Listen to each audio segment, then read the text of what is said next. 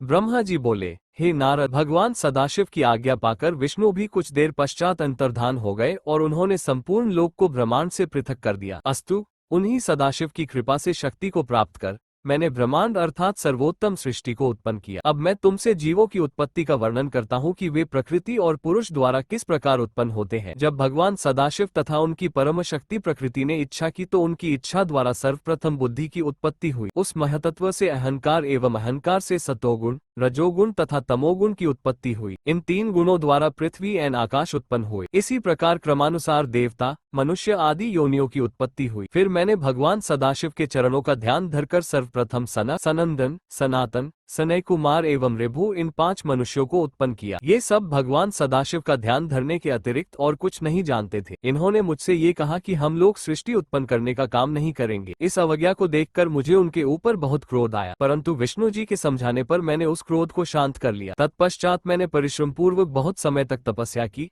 परंतु जब उस तपस्या का कोई फल न निकला तो मुझे अपने मन में बहुत आश्चर्य हुआ। उस समय मैं भगवान सदाशिव की माया से ऐसा भयभीत हुआ कि मेरे नेत्रों से आंसुओं की बूंदें टपकने लगी। इस समय भगवान सदाशिव ने दयालु होकर मुझे सद्बुद्धि प्रदान की, जिससे मेरे हृदय में यह इच्छा उत्पन्न हुई कि यदि भगवान त्रिशूलपाणी ही मेरे पुत्र होकर जन्म ले तो संपूर्ण कार्य स्वयं ही सिद्ध हो जाएंगे। इस बात को मन में रखकर मैं फिर बहुत समय तक योग समाधि में लीन हो गया। मेरी उस तपस्या से भगवान सदाशिव अत्यंत प्रसन्न हुए और सृष्टि की वृद्धि करने के लिए उन्होंने मेरी भौह के निचले भाग से अवतार ग्रहण किया। उन्होंने अपने उस अवतारी शरीर में वे चिन्ह प्रकट कर दिए जिन्हें मैंने सर्वप्रथम विष्णु जी के साथ उनका दर्शन प्राप्त करते समय देखा था। इस प्रकार उन्होंने मेरी सहायता करने के हेतु अवतार ग्रहण किया।